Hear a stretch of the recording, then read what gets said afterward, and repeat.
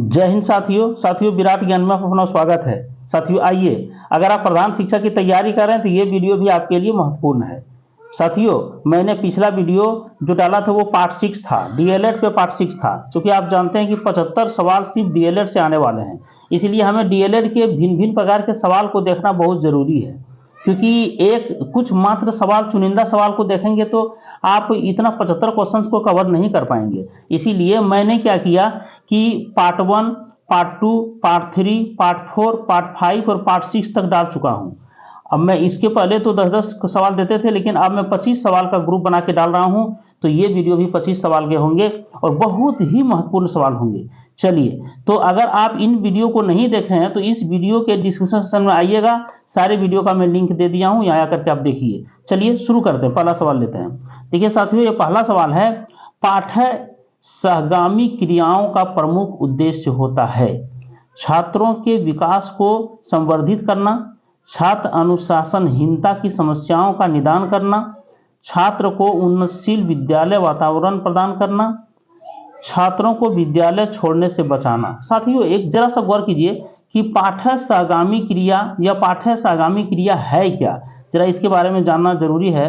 हम full screen में इसको ले लेते हैं। चलिए, अब हम देखते हैं कि पाठ्य सहगामी क्रिया है क्या। साथियों, जैसे हम लोग जो शिक्षण कार्य करते हैं, शिक्षण कार्य करते समय ही, जैसे मान लीजिए किसी को आप टेबल सिखा रहे हैं, तो टेबल के साथ साथ ही उसे गाने के साथ, डांस के साथ उसे आप क्रियाकलाप कराते हैं, या आप ग्रुप में अंतराक्षरी करा देते हैं। जैसे मान लीजिए किसी को एलसीएम बता रहे हैं और एचसीएफ बता रहे हैं, ठीक है, और आप ए और बी दो ग्रुप में बांट करके प्रतियोगिता करा देते हैं, क्यूज करा देते हैं, डांस क्लास, क्यूज क्लास, बाद में आप प्रतियोगिता मैंने क्यूज कराना है ना, और खेल खेल की के विधि से बच्चों को शिक्षा देना, ये सब क्या है, पाठ्य सहगामी क्रियाएं हैं। ये सब पाठ्येतर है। इसका मतलब है कि अगर जो आप शिक्षण कर दे रहे हैं, जो किताब से जो पाठ्यक्रम है, किताब में जो सिलेबस है, उसके अलावे इन क्रियाओं को आप मनोरंजन के लिए और बच्चों का मन लगाने के लिए, दूसरी बात है कि बच्चों का कंसेप्ट क्लियर करने के लिए सब काम करते हैं। आप मैथमेटिक्स पढ़ा रहे हैं, मैथमेटिक्स में भी आप ढेर सारी क्रियाकलाप करते हैं, उठक बैठक करा देते हैं, है ना, उछल कूद करके गणित पढ़ाते हैं, जो ग्रुप में बांट करके क्यूज करा देते हैं कि 10 और 15 का एचसीएफ कौन जल्दी निकाल के दिखाएगा। तो ये बाद में प्रतियोगिता, क्यूज हो गया, खेल कूद हो गया, गाना बजाना हो गया, गाने के साथ क्रियाकलाप हो गया, ये सब जितने भी है, या तो चित्र कला का जो कार्यक्रम करा देते हैं विद्यालय में हम लोग, तो ये सारे क्या है, पाठ्य सहगामी क्रिया है। तो इसमें कह रहा है कि पाठ्य सहगामी क्रिया का मुख्य उद्देश्य क्या है, छात्रों के विकास को संवर्धित करना। ठीक है, इसका मतलब है, देखिए इसमें और सारा बहुत है, सब लगेगा कि अच्छा ही है, लेकिन सबसे इंपॉर्टेंट यही है। संवर्धित मतलब हुआ एनहेंस, मतलब बढ़ाना, है ना, छात्रों का जो विकास है उसको और आगे बढ़ाना, उत्तरोत्तर आगे की ओर बढ़ाना। इसलिए संवर्धित सबसे, इसका अंग्रेजी होता है एनहेंस, एनहेंस होता है, मतलब आगे बढ़ाना। छात्र अनुशासनहीनता की समस्याओं का निदान करना, ये हमारे, देखिए सबसे, चूंकि इसमें चारों में लगेगा कि सही है, चारों सही लगेगा, लेकिन सबसे महत्वपूर्ण और सबसे ज्यादा सही आपका ए है, इसीलिए ए को ही लगाइए। छात्रों के विकास को संवर्धित करना, इसका मतलब है सब इसी में आ गया, सब यही इंक्लूड हो गया। यदि छात्र के विकास, चहुमुखी विकास, क्रिया, ये अनुशासनात्मक विकास, है ना, संज्ञानात्मक विकास, मनोवैज्ञानिक विकास, शारीरिक विकास, सब विकास जब हो गया तो बचेगा कौन चीज, इसीलिए सिर्फ यही आप जानिए, ऑप्शन ए आपका बिल्कुल करेक्ट है। चलिए, दूसरा नंबर सवाल है साथियों, दूसरा नंबर सवाल देख लीजिए है, क्योंकि मेरे पास जो सेट पड़ा हुआ है उसी को मैं डायरेक्ट आपके साथ जो है सो स्कैन करके डाल रहा हूं, ताकि ज़्यादा लिखने में समय चल जाएगा और हमें ज़्यादा सिलेबस कवर करना है जल्दी, इसलिए लिख करके हम 10 ही डाल पाते थे। अब मैं स्थिर सवाल डालते जाऊंगा, आपके लिए बहुत ही बेनिफिट होगा। इसको देखिए, आप एकदम वीडियो को अंत तक देखिए, वीडियो बड़े बड़े वीडियो को, जो लॉन्ग वीडियो है उसको भी देखने का आदत डालिए, इसलिए कि ये बहुत बड़ा अपॉर्चुनिटी है। मैंने मान के चलिए 1.5 से 2 लाख शिक्षक भरेंगे और उसमें से 50,000 लगभग शिक्षक का सिलेक्शन होना है, तो आप हमारे लिए, और जितने भी शिक्षक हैं हम लोग पहले से 8 साल जिनका पूरा हो गया, उन्हीं के लिए ऑफर है। डीओ साल से हम लोग अनुभव प्रमाण पत्र भी बनवा रहे हैं, तो इसलिए ये ऑफर और अपॉर्चुनिटी को नहीं जाने देना है, इसको कवर करके रखना है। चलिए अगले सवाल है, पाठ्य सहगामी क्रियाओं का मुख्य उद्देश्य है। देखिए 27 में भी कह रहा है, क्योंकि 25 तक हमने पिछले वीडियो में डाला था, पार्ट 6 में 25 तक डाला था, इसलिए 26 से यहाँ ले रहा हूँ। छात्रों के सर्वांगीण व्यक्तिगत विकास में सहायता देना। दूसरा है प्रतिभावान छात्रों को योग्य नागरिकता के गुणों से सुसज्जित करना। तीसरा है छात्रों का दैनिक कक्षीय वातावरण एवं अध्ययन के कुछ अलग हटकर विश्राम प्रदान करना। देखिए, छात्रों को मनोनुकूल पाठ्यक्रम चयन की सुविधाएं प्रदान करना। इसमें से गौर कीजिए, आखिर कौन सा आपके लिए, आपके नज़र में कौन सा सही है, इसको जरा गौर कीजिए। देखिए, सब अच्छा लगेगा, सब लगेगा ठीक है, लेकिन सबसे ज़्यादा होगा ए। इसी देखिए क्या कर रहा है, छात्रों के सर्वांगीण, मैंने सब चीज़ इसी में आ गया, उसको चौमुखी विकास हो गया छात्र का। सर्वांगीण व्यक्तित्व, व्यक्तिगत विकास में सहायता देना। जो अब व्यक्तिगत क्यों लगा दिया, क्योंकि व्यक्तिगत इसीलिए लगाया कि बच्चा को सबको एक के साथ नहीं विकास कीजिए। जो बच्चा चाह रहा है कि हमको खेल में क्रिकेट बनना है, तो उसको व्यक्तिगत चॉइस पर दीजिए, सर्वांगीण विकास कीजिए, लेकिन व्यक्तिगत भी उसका ध्यान रखिए। जिसको गाने में रुचि है, जिसको चित्रकला में रुचि है, जो चाह रहा है कि हम डांस क्लास में आगे बढ़ेंगे, तो डांस में रुचि है, उसको उसमें ले जाना होगा। इसलिए ए ऑप्शन बिल्कुल राइट है। चलिए, अब है 27 के बाद 28 में आइए। ये देखिए 28 सवाल, ये भी बहुत अच्छा सवाल है। कहता है किसी विद्यालय में चलने वाली पाठ्य सहगामी क्रियाओं की सर्वश्रेष्ठता को निर्णय लिया जाता है ना। क्या निर्णय लिया जाता है, छात्र सहभागिता के द्वारा, शिक्षक सहभागिता की सीमा के द्वारा, छात्रों द्वारा प्रदर्शित विभिन्न रुचियों के आधार पर। अब देखिए अगला कह रहा है समस्त छात्रों की रुचियों की संतुष्टि की सीमा के आधार पर। देखिए, इस चारों में आपको ठीक लग रहा है कि सब एक जैसा है, सब सही है, लेकिन सबसे ज्यादा यही होगा। कैसे होगा जरा सा गौर कीजिए, इसको जरा सा ऊपर उठा देते हैं। देखिए, कह रहा है छात्र सहभागिता के आधार पर, ये तो ठीक है, लेकिन शिक्षक सहभागिता की सीमा के द्वारा। शिक्षक सहभागिता करेंगे, लेकिन छात्र जब तक नहीं रहेगा तब तक आप कैसे उसको लाइएगा।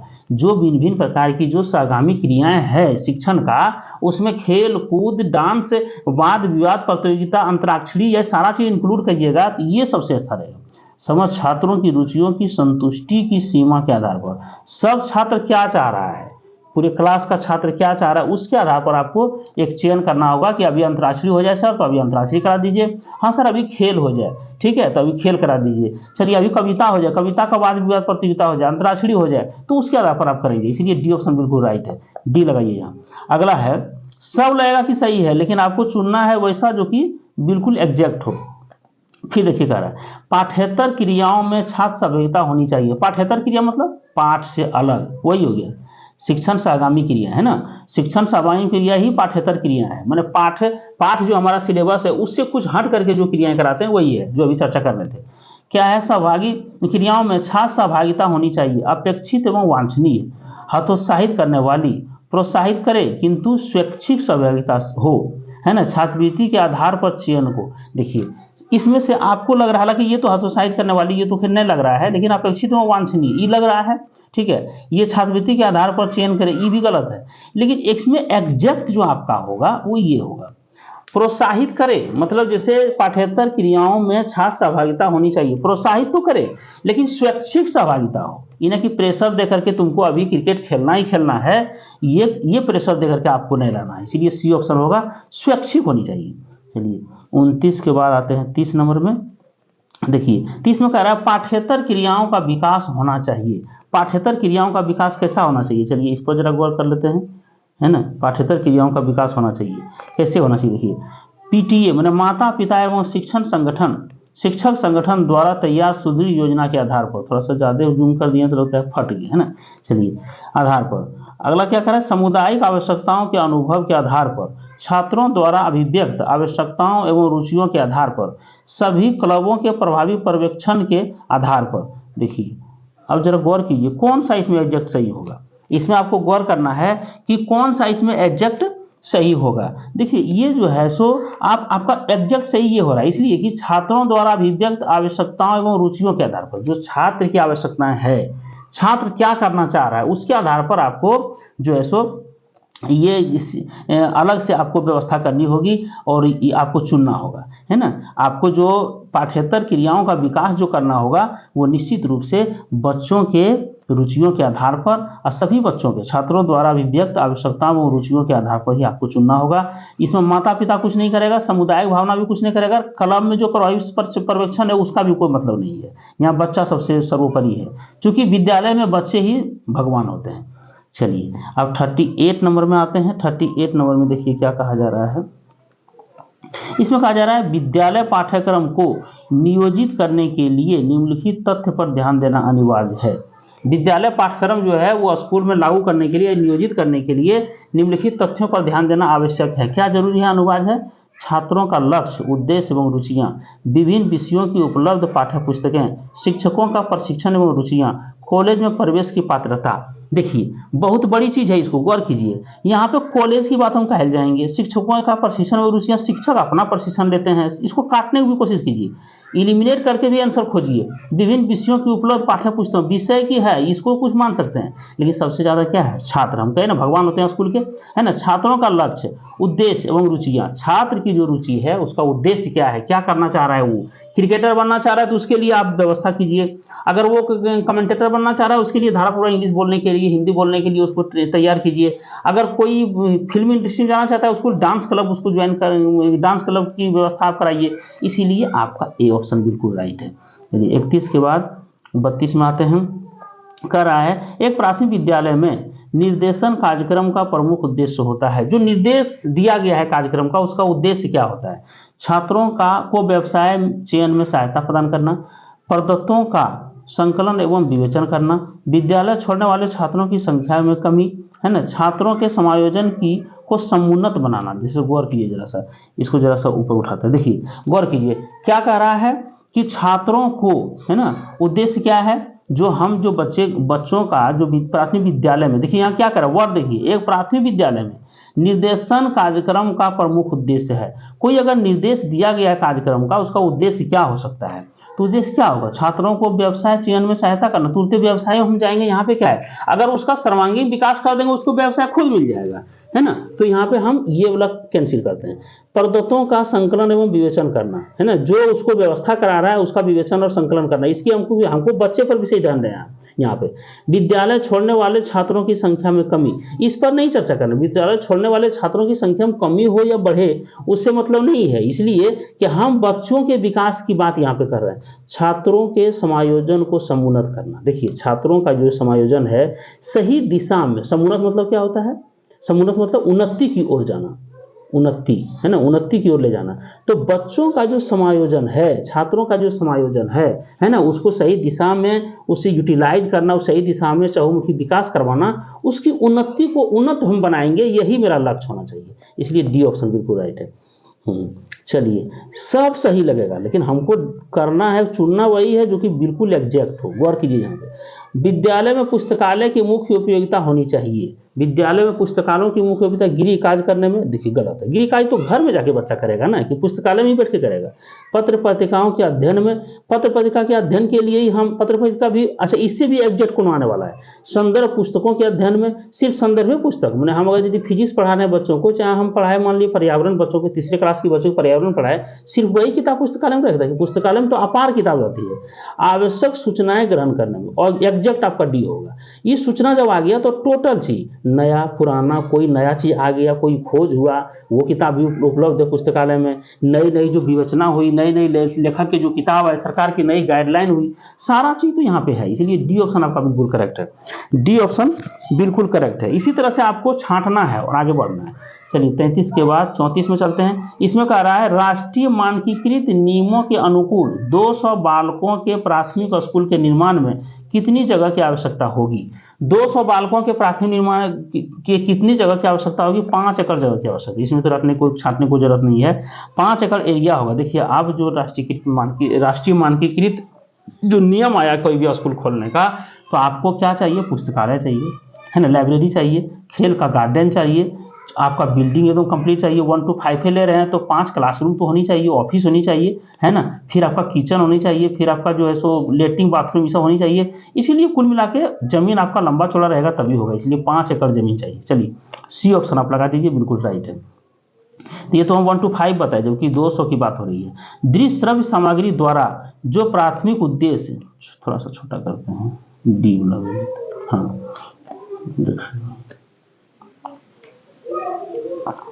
हमने क्वेश्चन जो है डायरेक्ट हम दे रहे हैं, जो क्वेश्चन हमारे पास पड़ा हुआ है। दृश्य श्रव्य सामग्री द्वारा जो प्राथमिक उद्देश्य पूर्ण किया जाता है ना, क्या प्राथमिक उद्देश्य? दृश्य श्रव्य सामग्री पहले समझ लीजिए क्या है।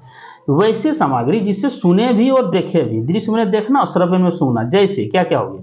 टीवी, लैपटॉप, मोबाइल, है ना, एलईडी, जो हमारे डिस्प्ले जो लगा हुआ है स्कूल में सभी उच्च विद्यालय में डिस्प्ले लग गया है। अब 20-20 कंप्यूटर भी सब जगह लग रहा है, प्राथमिक मिडिल स्कूल में भी लगने वाला है, लेकिन प्राथमिक प्राइमरी में अभी दिक्कत है। तो जो डिस्प्ले लगा हुआ है उसे ये कहते हैं दृश्य श्रव्य सामग्री, है ना। उसके बाद अब कुछ कुछ है, जैसे कि फ्लैश कार्ड है, या और सारा जो हम इंस्ट्रूमेंट लेकर के बच्चों को पढ़ाते हैं, कैलेंडर हो गया, है ना, चार्ट पेपर हो गया, तो वो सब सिर्फ दृश्य में आएगा, श्रव्य नहीं रहेगा। लेकिन दृश्य श्रव्य दोनों की बात हो तो यही सब होगा, रेडियो होगा, है ना। तो रेडियो में तो दृश्य नहीं है, सिर्फ श्रव्य है। तो मोबाइल हो जाएगा जिसमें कि आवाज़ भी सुनी जा रही है और हम देख भी रहे हैं। एलईडी हो गया, डिस्प्ले हो गया जो हमारे पास लगा हुआ है ना। तो ये सब जो है, लैपटॉप हो गया, कंप्यूटर हो गया, पीसी हो गया, ये सब सारा चीज। तो कहता है सामग्री द्वारा जो प्राथमिक उद्देश्य पूर्ण किया जाता है वो क्या है? कम शब्दों में अनेक प्रकार के उत्तम अनुभव प्रदान करती है।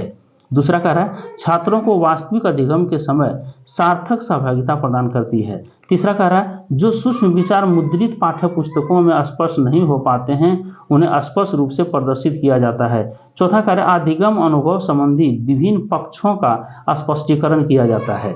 देखिए, अब इसमें आपको गौर करना है कि सब लग रहा है सही है, लगता है कि सब, इसमें टोटल चारों ऑप्शन बिल्कुल राइट है, लेकिन चारों ऑप्शन में सबसे ज्यादा जो एग्जैक्ट होगा वो देखिए क्या कर रहा है, डी को गौर कीजिए। अधिगम अनुभव संबंधी विभिन्न पक्षों का स्पष्टीकरण व्यक्त किया जाता है। इसमें ई भी शामिल है, इसमें ये भी शामिल है, इसमें ये भी शामिल है, सब इसी में आ गया। तो यदि सब शामिल एके में हो तो वही ऑप्शन में चुनिएगा, अगर नहीं तो फिर फंस जाइएगा।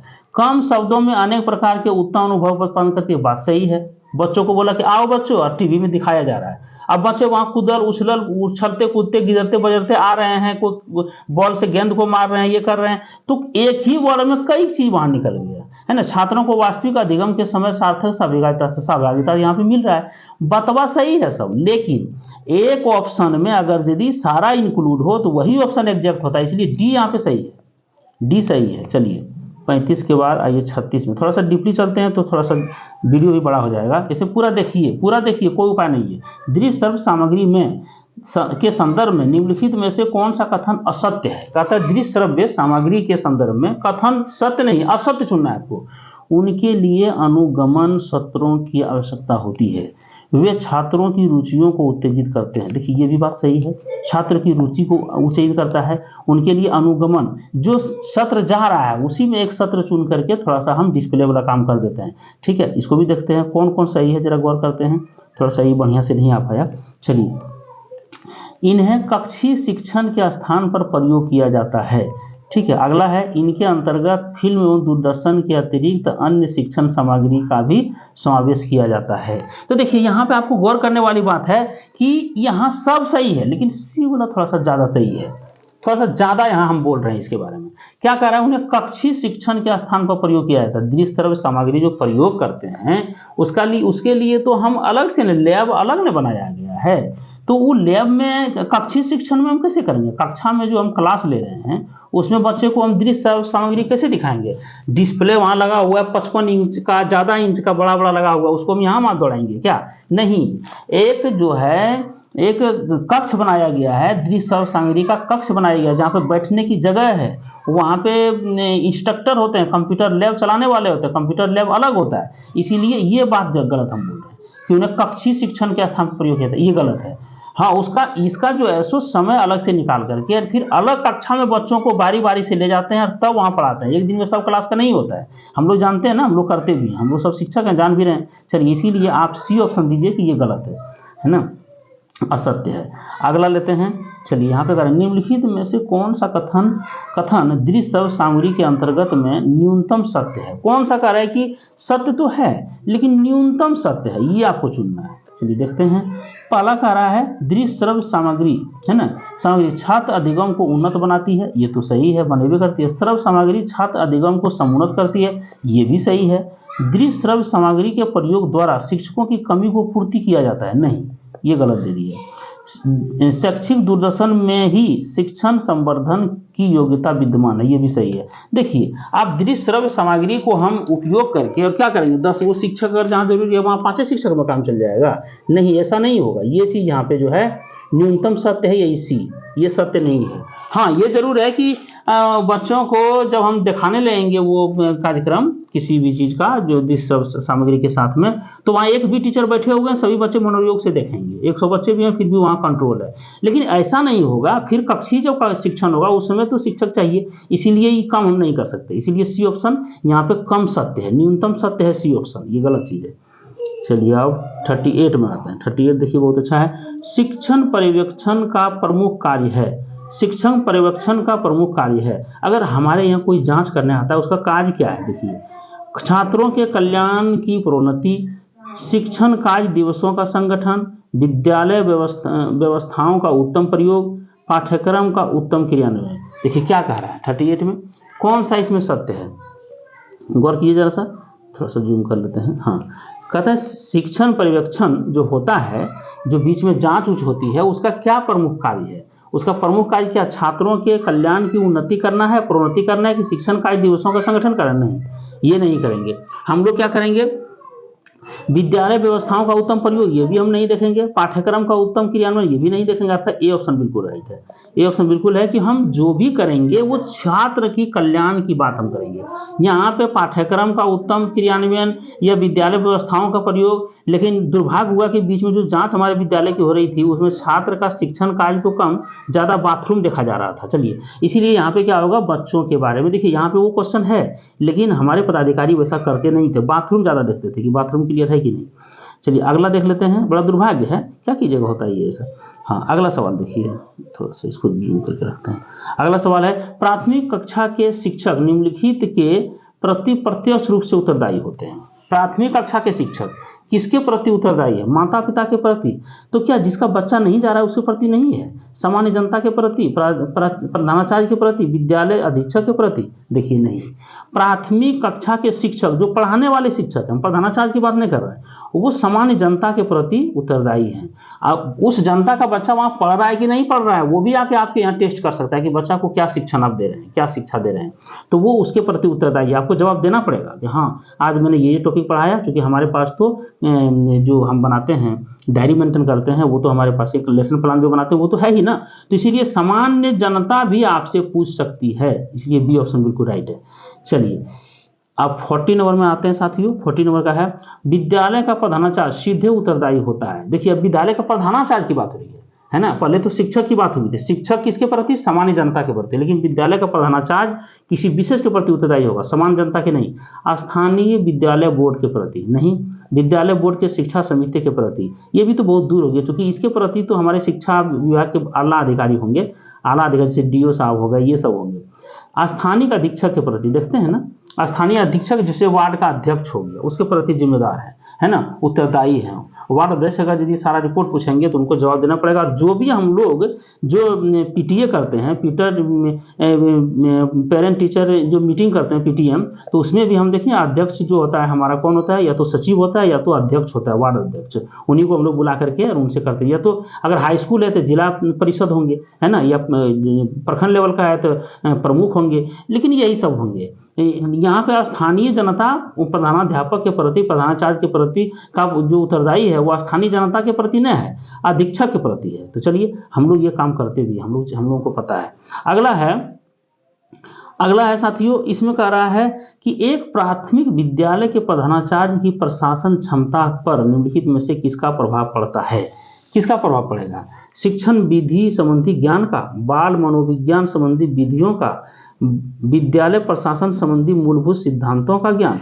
इसमें छूट गया है ना, चलिए ये एक छूटा हुआ है, देखिए इसको लेते हैं। और लास्ट में कह रहा है कार्मिक मनोविज्ञान का उचित ज्ञान। कौन सा इसमें आपको अच्छा लग रहा है। देखिए यहाँ पे गौर करने वाली बात है कि शिक्षण विधियां क्या कर रहा है, प्रशासन संबंधी, प्रधानाचार्य की प्रशासन क्षमता पर, है ना, तो प्रशासन क्षमता पर सी ऑप्शन बिल्कुल राइट है। देखो क्या कर, विद्यालय प्रशासन संबंधी मूलभूत सिद्धांतों का ज्ञान। अगर वो, चूंकि वो तो प्रशासक हैं, प्रधानाचार्य क्या है, प्रशासक हैं, तो वो अगर पूरा ज्ञान नहीं रखेंगे कि कैसे हमको स्कूल चलाना है, कैसे अपने शिक्षक से काम लेना है, कैसे बच्चों को कौन सा क्लास कब कब देना है, तो उनसे दिक्कत हो जाएगा। इसीलिए सी ऑप्शन बिल्कुल राइट है। उनको विद्यालय प्रशासन संबंधी मूलभूत सिद्धांतों का ज्ञान होना चाहिए। चलिए 42 नंबर अब चलते हैं साथियों। 42 नंबर 42 50 तक लेंगे। छात्रों की भौतिक सुख सुविधाओं का उत्तरदायित्व वहन किया जाता है। छात्रों की भौतिक सुख सुविधाओं का उत्तरदायित्व वहन किया जाता है विद्यालय बोर्ड द्वारा, विद्यालय अधीक्षक द्वारा, विद्यालय के पदाचार्य द्वारा, उपयुक्त सभी द्वारा। गौर कीजिए इसमें क्या होगा, इसमें क्या होगा, इसको जरा सा गौर कीजिए। देखिए यहाँ पे सब होगा, क्योंकि विद्यालय बोर्ड द्वारा भी होगा, अधीक्षक भी होगा जो वार्ड सदस्य होता है, और ये विद्यालय के प्रधानाचार्य भी होगा, उपयुक्त सभी होगा। सब के द्वारा जो है सो भौतिक सुविधा मतलब क्या हुआ, वही टेबल बेंच है ना, खेल का मैदान, खेल की वस्तुएं, विकेट, बॉल या तो कैरम बोर्ड, चेस, ये रस्सी कूद, ये सब सारा व्यवस्था जो है देना है, वो हम लोगों का काम है, ये चारों का काम है, प्रधानाचार्य भी इसमें है। चलिए 42 के बाद 40 ये 43 में आते हैं, थोड़ा सा ही नहीं बढ़िया से आ पाया। चलिए शिक्षा योजना का सर्वाधिक प्रभावी तत्व है, शिक्षा योजना का सर्वाधिक प्रभावी तत्व है कौन सी, छात्र पाठ्य पुस्तक संबंध, छात्र प्रधानाध्यापक संबंध। उसके बाद देखिए थोड़ा सा ये नहीं आ पाया बढ़िया से, है ना, रुकिए थोड़ा सा इसको ले लेते हैं, हाँ ठीक है। उसके बाद कह रहा है समाज समुदाय संबंध, उसके बाद कह रहा है शिक्षक छात्र संबंध। क्या होना चाहिए इसमें जो है, आप जरा सा गौर कीजिए, सबसे एग्जैक्ट, सब लग रहा है अच्छा है, सब लग रहा है कि सही है, लेकिन सबसे एग्जैक्ट पर आपको जाना है, क्या संबंध अच्छा है, शिक्षा योजना का सर्वाधिक प्रभावी तत्व है। अगर शिक्षक छात्र संबंध बहुत अच्छा रहा, शिक्षक और छात्र के बीच में अगर इतना अच्छा संबंध, प्रगाढ़ संबंध हुआ कि एक एक टॉपिक पर बच्चा चर्चा करे और शिक्षक भी चर्चा करे, तो इससे बढ़कर कुछ नहीं है, इसलिए डी ऑप्शन बिल्कुल राइट है। चलिए 44 में आते हैं, 44 में साथियों क्षमा कीजिएगा थोड़ा सा बढ़िया से एडिट नहीं हो पाया। प्राथमिक शिक्षा का सर्वाधिक हित लाभ निम्नलिखित में से किसमें निहित है, प्राथमिक शिक्षा का सर्वाधिक हित लाभ निम्नलिखित में से किसमें निहित है, एक शिक्षक सुधार में, छात्र सुधार, प्राथमिक पाठ्यक्रम की पुनरावृत्ति, समाजोपयोगी शिक्षा। देखिए इसमें जो प्राथमिक शिक्षा की बात है ना, इसमें शिक्षक में सुधार कर दीजिए, सब कुछ सुधर जाएगा। शिक्षक सुधारिएगा, बच्चा का सर्वांगीण विकास होगा, मनोवैज्ञानिक विकास होगा, संज्ञानात्मक विकास होगा, शारीरिक विकास होगा, चहुमुखी विकास होगा बच्चों का। और जब बच्चों का चहुमुखी विकास होगा तो वही तो हमारा लक्ष्य है, इसीलिए ए ऑप्शन बिल्कुल राइट है। चलिए अब चलते हैं यहाँ पे हम लोग ये 45 में कह रहा है पीटीए मैंने नामक संस्था से निम्नलिखित का आभास होता है, progressive teachers association, parent teacher association, private tutor association, principal teacher association. तो ये होगा पेरेंट टीचर एसोसिएशन, है ना, पीटीए से पेरेंट टीचर एसोसिएशन, इसको याद कर लीजिए, आता है बार बार। चलिए 46 में चलते हैं, 46 में देखिए दिया है, हाँ ठीक, 46 में दिया है, इसमें कह रहा है शिक्षकों की नैतिक मूल्य संहिता कोड, है ना, कोड ऑफ एथिक्स उन्हें आज्ञा प्रदान करती है। क्या प्रदान करती है, कोड ऑफ एथिक्स जो है, नैतिक मूल्य संहिता जो है, ये शिक्षकों को क्या आज्ञा प्रदान करती है, शिक्षक बालकों से शिक्षण शुल्क लेकर पढ़ाए। देखिए शिक्षण शुल्क कैसे लीजिएगा, 14 साल तक जब फ्री है और हमें सरकार पेमेंट दे रही है तो हम क्यों लेंगे 1 रुपया भी, 1 रुपया भी नहीं लेना चाहिए, इसमें फंसिएगा बहुत दिक्कत हो जाएगा। इसीलिए 46 में ये आपका इसी तरह कैंसिल करके आप करते जाइए। देखिए ये कैंसिल हो गया। दूसरा कह रहा है शिक्षक कक्षा के बाहर राजनीति में सहभागिता करे। हाँ, राजनीति अगर करना हो तो विद्यालय के अंदर नहीं करें, राजनीति विद्यालय के अंदर नहीं होगा, ये एक सही है। लेकिन आगे देखते हैं और सही है क्या, शिक्षक किसी रिक्त स्थान के विज्ञापित होने से पूर्व ही अपना प्रार्थना पत्र भेजे, ये नहीं है। अगला है शिक्षक सभी गुप्त बातों को अपने प्रधानाचार्य को बता दे। देखिए अब मान लीजिए कुछ बच्चा और गुरु के बीच में हुआ, क्लास में कुछ हुआ, छोटा मोटा बात कुछ हुआ, वो भी प्रधानाचार्य को आप बताएंगे तो ज़्यादा तय हो जाएगा। मान लीजिए फिर प्रधानाचार्य भी गुस्सेला हो तो जाके पीट दे बच्चा को, है ना। इसीलिए कुछ बात को अपने अंदर रखना है जो हमारे हानिकारक नहीं है, इसलिए यही बी ही आपका सही है। शिक्षक कक्षा के बाहर राजनीति में सहभागिता करे, यही सही है। चलिए सब लगता है सही, लेकिन सही आपका चुनना है, आपको जो कि एकदम एग्जैक्ट सही है वही चुनना है। अगला देखिए है, अगला है साथियों शिक्षक का सर्वोच्च कर्तव्य है वो अपने समुदाय की सेवा करे। देखिए समुदाय के लिए हम गए वहाँ पे, वह प्रधानाचार्य के आदेशों का अनुसरण करे, है ना। ये भी आदेशों का अनुसरण हम करेंगे, सिर्फ कहेगा प्रधानाचार्य की जा करके उधर रिपोर्ट बना दो वही बनाते रहेंगे, नहीं, वह छात्रों का कल्याण करे, ये आपको करना है। वह मित्र शिक्षक की मंडली में रहे, मान जहाँ शिक्षक मंडली है उसी में घुसा हुआ रहेगा, नहीं, ये सी ऑप्शन बिल्कुल आपका करेक्ट है। मैंने हम लोगों का कर्तव्य ही है कि छात्र का कल्याण कैसे हो, छात्र के कल्याण के बिना और कोई काम हमारे पास नहीं है, इसलिए 47 का सी होगा। चलिए 48 ये थर्ड लास्ट है, कितना बड़ा है, चलिए थोड़ा सा बड़ा है तो थोड़ा सा बड़े ढंग से करते हैं। नैतिक मूल्य नियमावली का अर्थ है कुछ निश्चित मानदंड जिनका पालन व्यवसाय विशेष में कार्यरत सभी व्यक्ति करते हैं। देखिए दूसरा है आदर्शों एवं सिद्धांतों सूची पत्र जिसे किसी व्यवसाय के प्रत्येक सदस्य पर लागू किया जाता है। ऐसे निश्चित मानदंड जिनका अनुमोदन तो उच्च अधिकारी करते हैं किंतु पालन किसी निम्न स्तर के कर्मचारी करते हैं, किसी व्यवसायिक जगत का एक आवश्यक बुराई है। 48 का देखिए आपको लगेगा कि सब सही है, लेकिन बिल्कुल एग्जैक्ट एक ही वो आपको फाँचना। यहाँ व्यवसाय जगत, किसी व्यवसाय जगत की नैतिक मूल्य नियमावली का अर्थ है। देखिए व्यवसाय में नैतिक मूल्य क्या हुआ कि कुछ न कुछ एक ऐसा नियम है, मापदंड है जिसको पालन करना सभी व्यक्ति के लिए जरूरी है। ठीक है, तो यहाँ आदर्श आ गया, आदर्शों एवं सिद्धांतों सूची पत्र, वो सूची दे करके, तो वो नहीं है। जैसे हम लोग गांव में भी कहते हैं कि अरे भाई आपके नैतिक, आपके पास जानकारी है कि नैतिक ज्ञान है कि नहीं, बड़ों का सम्मान होनी चाहिए, छोटों के साथ आशीर्वाद देनी चाहिए, ये नहीं कि बड़ों को भी गाली गलौज आप कर दें। इसीलिए ये सब नहीं, ये ऑप्शन आपका बिल्कुल करेक्ट होगा। कुछ निश्चित मापदंड जिनका पालन व्यवसाय विशेष में कार्यरत सभी व्यक्ति करते हैं। जैसे व्यवसाय, टीचिंग भी तो व्यवसाय है, यहाँ भी बच्चों के साथ स्नेह प्यार है ना, ये सब हमारे पास बना हुआ होना चाहिए। लेकिन कुछ शिक्षक अपने मुंह को भी काला कर लेते हैं, तो वो नैतिक मानदंड के अंतर्गत नहीं आएगा, इसलिए ये ऑप्शन बिल्कुल राइट है। चलिए